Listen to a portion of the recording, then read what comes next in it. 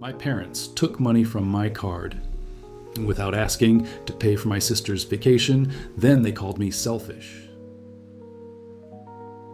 I've never shared anything this personal online before, but I honestly need to get this off my chest. I feel betrayed in a way that's hard to put into words, not by a partner or friend, but by the people who are supposed to love and support me no matter what. My own family. My name is Alex. I'm 26 years old, and I've always tried to be the kind of person who doesn't cause drama.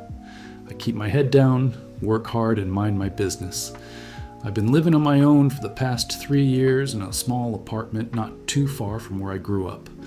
I work in IT, not the most glamorous job, but it pays well enough, and I've been careful with my money. I budget, save, and try to be responsible. I think that's important to mention because I didn't come from money.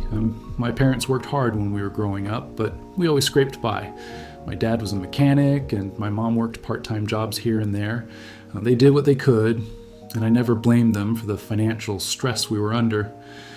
Even if it meant we wore hand-me-downs and never took a family vacation that didn't involve staying with relatives. Then there's my sister, Hannah. She's 23, and she's, well, the opposite of me. She's fun, outgoing, spontaneous. People always liked her more, and I get it. She's charming. But she's also reckless, with relationships, with money, with responsibility. While I was working after school to save up for a used car, she was sneaking off to parties. While I was applying for scholarships and taking out student loans, she was failing classes and blaming her professors. Somehow, though, my parents never stopped babying her. They're just figuring things out, they'd say. She's under a lot of pressure. Meanwhile, I was expected to have it all together. I was the stable one, the good kid. I never really confronted them about the favoritism. I figured if I just kept being dependable, maybe one day they'd acknowledge it. Maybe they'd appreciate me. But now I see how wrong I was, because this week I found out they took money from my bank account without asking. Thousands of dollars. For Hannah, for her vacation. And when I confronted them about it, they called me selfish. It started with a notification from my bank. It was just a small ping on my phone one morning. Nothing dramatic. Just one of those automated alerts letting me know that a large transaction had been processed. At first, I thought maybe my rent had been double charged or something. So I opened the banking app, still half asleep, scrolling through my recent activity. And that's when I saw it. $2,100. Gone. Transferred directly from my checking account. No explanation, no context, just gone. I blinked a few times, thinking maybe I'd tapped into an old transaction. But it was recent. Like hours ago recent. And the transfer was to my parents' joint account. No warning, no request, no call or text. They just took it. At first, I thought there had to be some mistake. Maybe it was some kind of automatic error. Maybe they had my account info saved from when I used to help them pay bills a few years ago and it just glitched or something. But deep down, I knew. This wasn't a mistake. I called my mom immediately. She picked up on the second ring, sounding cheerful as if nothing in the world had happened. I asked her, as calmly as I could, if she knew anything about a transfer from my account to theirs. Her response? Yes, honey, don't worry about that. We just needed to help Hannah out a little. She had this amazing opportunity to go to Greece with her friends, and I cut her off. You what? You took over $2,000 from me? Without even asking? She sighed, like I was the one being dramatic. Well, we figured you'd be okay with it. You've always said you were saving for a rainy day, right? And this was important. It's a once-in-a-lifetime trip for her, and she really needed the break after everything she's been through. The break? After everything she's been through? I was speechless. What exactly had Hannah been through other than refusing to hold down a job for more than 3 months and ghosting a landlord over unpaid rent? She wasn't struggling. She was just irresponsible. I told her it wasn't okay, that they had absolutely no right, that I wasn't some bottomless ATM they could dip into whenever Hannah wanted to find herself on a beach somewhere, And that's when she said it. "I can't believe how selfish you're being, Alex. She's your sister. She needed help, and you have the money. What are families for if not to support each other?" I laughed. Not because it was funny, but because I was stunned. Support, huh? Funny because I couldn't recall a single time they'd supported me like that. When I was working double shifts to pay for textbooks, when I skipped meals to save up for rent, when I pulled myself out of student debt without asking them for a single dime. I was shaken by the time I hung up. I wanted to scream, not because of the money, honestly, though it was a big deal, but because of what it represented, the disrespect, the complete lack of boundaries, the way my needs, my autonomy, my consent had just been trampled like it meant nothing. And worse, the way they turned it around to make me the villain. After that call, I didn't respond to any messages from my family for almost a week. Not because I was being petty, but because I genuinely didn't know how to interact with them anymore. The people I thought were my biggest support system had crossed a line so deeply, so unapologetically, that I wasn't sure I could ever trust them again. My phone kept lighting up. My mom sent casual texts like, "How's your day going, and did you eat today?" Like she hadn't just emptied my account without asking. My dad stayed silent, as usual. He's never been the type to get involved. He lets her make all the decisions and then stands behind them, arms folded. And Hannah? Oh, she was having the time of her life. My younger sister, the golden child. Her Instagram was blowing up with photos from Santorini and Mykonos, cocktails by the sea, long captions about healing energy, sunsets with geotags and hashtags like blessed and wanderlust. I wanted to vomit. Every image felt like a slap in the face. Not just because she was enjoying a luxury vacation that I unknowingly paid for, but because she didn't even acknowledge it. No thank you, no apology, no hint of guilt. Just selfies and filtered ocean views. And the comments under her posts? That made it worse. Gorgeous! So happy you got this trip, you deserve it. I wish I had a brother like yours. A brother like me, yeah, the kind who works overtime, budgets every cent, skips nights out, and gets robbed by his own parents. I kept replaying things in my head. The nights I helped Hannah with her college essays. The times I paid for her textbooks when she was broke. That time I drove 5 hours in a snowstorm to help her move out of a bad relationship. Every time I showed up. And now I was selfish. Eventually, I did something I'd never done before. I blocked my family. Not permanently, just enough to breathe. I muted the group chat. I turned off notifications, and then I went out for a long walk. No destination, just me and the cold wind. I ended up at a local diner, just a small place with chipped counters and refilled coffee. I sat in a booth by myself, trying to figure out what came next. And that's when the waitress asked me if I was okay. She didn't know me. I must have looked completely lost because she didn't even ask for my order. Just stood there with the coffee pot and said, "You look like you've had a rough one." I nodded. She poured the coffee, slid a slice of pie next to it, on the house, and said something that stuck with me. Family doesn't mean letting people walk all over you. Blood's important, yeah, but so is respect. That was it, just that. But it hit harder than anything my mom had ever said. I didn't go home that night. It wasn't even a conscious decision. I just couldn't bring myself to walk back into that apartment and pretend like everything was normal, like I was still some obedient son who would let this slide just because family is family. Instead, I found myself crashing at my friend Tyler's place. Tyler and I go way back, high school days. We don't talk every day, but when we do, it's like no time passed. I didn't even explain everything at first. I just showed up at his door with a hoodie, my backpack, and a look that probably said more than words ever could. He let me in without a single question, handed me a beer, turned on some garbage action movie, and let me sit in silence. Eventually, I opened up, slowly, told him everything. The money, the vacation, my mom calling me selfish. Tyler leaned back on his couch and just shook his head. "Dude, that's not normal. That's not just a family thing, that's manipulation. You got used. Hearing it from someone else, it helped. When you grow up in a family like mine, you start normalizing the gaslighting, the guilt tripping, the silent treatment. You convince yourself that you're the one who overreacts, that you must be selfish if everyone else says so. But Tyler wasn't family. He had no bias, no reason to sugarcoat anything. And what he said next stuck with me.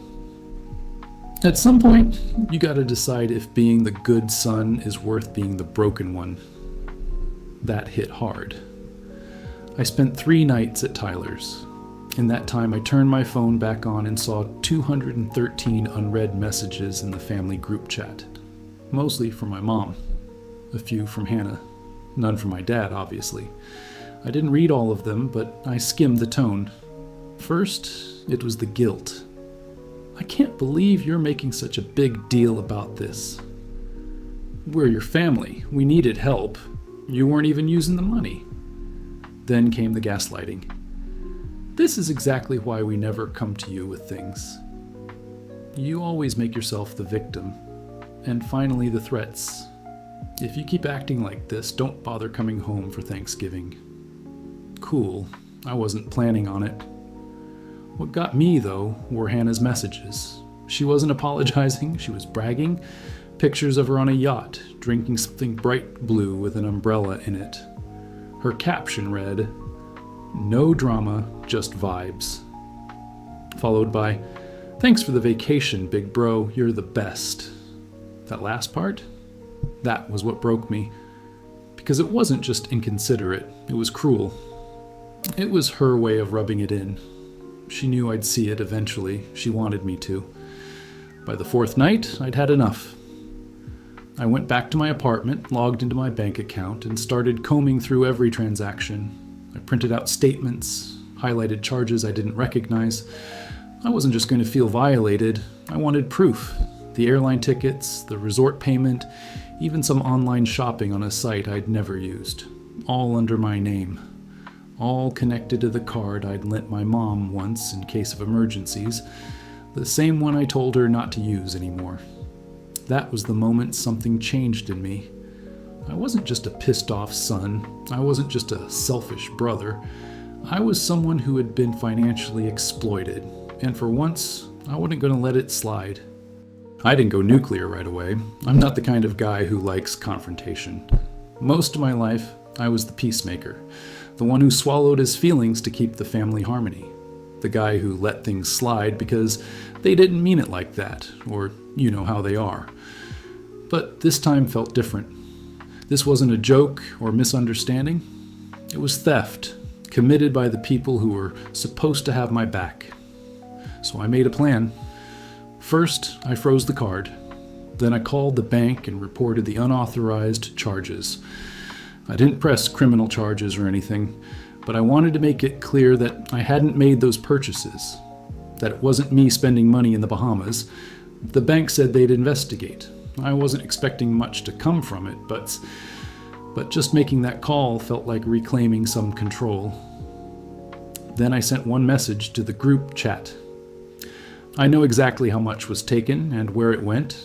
The bank does too. Don't contact me unless it's to repay what you owe.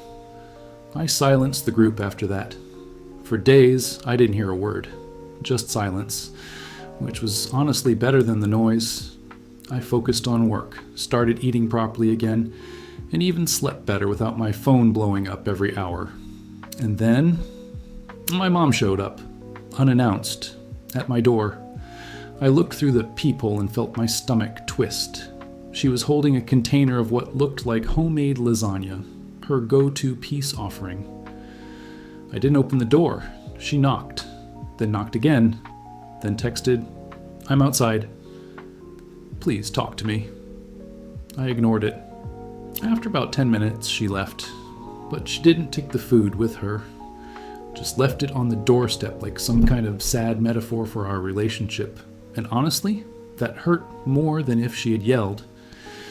Because I could see it. She didn't understand. To her, this was just another one of my moods, something I'd eventually get over. She didn't get that this was different, that this time I'd actually hit my limit. A week later, the call came from Hannah. I stared at my screen when her name popped up. I almost rejected it, but something told me to answer. Maybe curiosity, maybe closure. Her voice was all fake sweetness at first.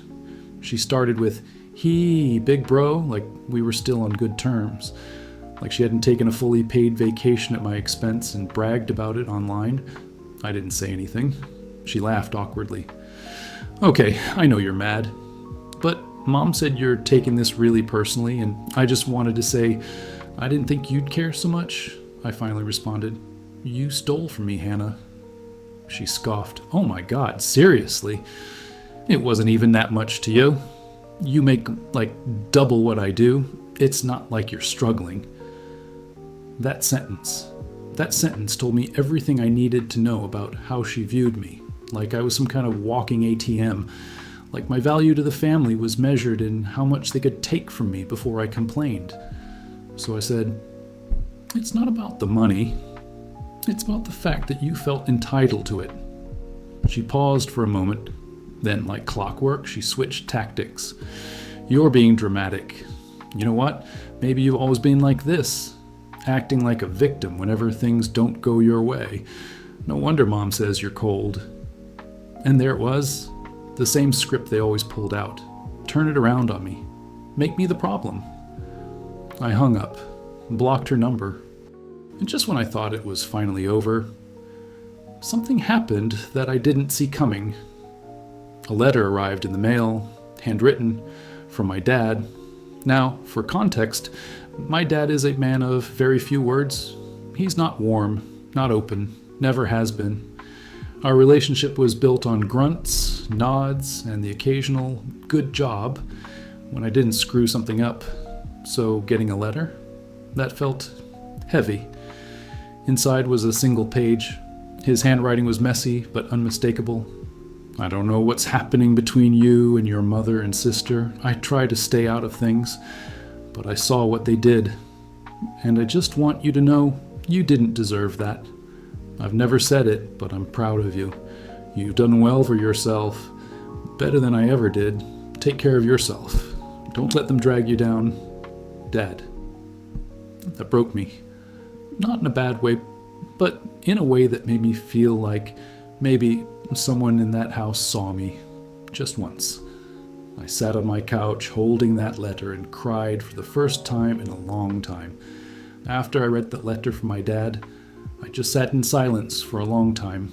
It wasn't a dramatic moment, no sweeping music or tears running down my face like in a movie. Just quiet. The kind of quiet that comes after years of noise. The kind you never realize you needed until it's finally there. That letter meant more than I expected, because my dad had always been distant. Never cruel, but never really warm either. The kind of man who thought emotions were things you kept locked behind your ribs, who believed love was something you showed by working long hours and fixing leaky faucets. So for him to write that, it cracked something open. And I started thinking, maybe not everyone in that house had been blind. Maybe he saw more than he let on. Maybe he just never knew how to speak up, or felt like it wasn't his place between my mom and sister's constant tug of war. Still, I didn't reply. Not because I was angry, but because I didn't know what to say. I needed space. For the first time in my life, I was prioritizing me. Over the next few months, my life slowly began to feel lighter. I started going out more. Took a trip alone. Nothing fancy, just a quiet cabin in the woods with a stack of books I never got around to reading. I met people. I made friends I didn't feel I had to constantly please or prove something to. It's wild how much energy you get back when you're not constantly trying to keep the peace with people who never offer any in return. And during all that time, I heard nothing from my mom or sister until I did. It started with an email, a long one, from my mother. She didn't apologize, not directly at least. It was more of a carefully crafted piece of guilt tripping. She said she missed the old me, and that family shouldn't turn their backs on each other over something so small. She said Hannah was struggling, that she was in a rough patch, financially and emotionally, and maybe I could be the bigger person and help her out again, just like before. I stared at the screen for a long time. I thought about how I used to rush to help, how I used to take pride in being dependable, and being the one who always showed up, even when no one showed up for me. But this time I closed the email without replying. Then came the second wave. Hannah herself messaged me on social media. She started with small talk, said she hoped I was doing well, told me she'd been thinking about our childhood and how close we used to be. It was a trap. I knew that tone too well by now. Sure enough, a few messages in, she asked if I could spot her a bit to cover rent until she got back on her feet. Said she was looking for work, but things were hard, and you're doing well, right? I didn't respond right away. I wanted to. I wanted to say everything I'd held back for years about the manipulation, the favoritism, the way I was made to feel like a tool instead of a person. But I didn't. Instead, I typed, "I hope you figure things out. But I can't be the one to save you anymore." And then I logged off. I didn't block her, didn't delete her, just let the silence speak for me. It's been a year now, a year since I walked away. I haven't spoken to my mother or Hannah since. I kept in touch with Dad little, short messages here and there. He never pushed, never asked me to come home or talk to them. Just checked in now and then like he was letting me know he was still there in the background. And I've built something new, not perfect, not flashy, but mine. A life where I'm not constantly putting myself last, where I'm not afraid to draw boundaries or say no. And you know what? That doesn't make me selfish. It makes me human. If you're still reading, and maybe you've been in a similar spot, feeling torn between being the good kid and standing up for yourself, let me tell you this. You're not wrong for choosing peace over obligation. You're not selfish for wanting to be respected. And no matter what anyone tells,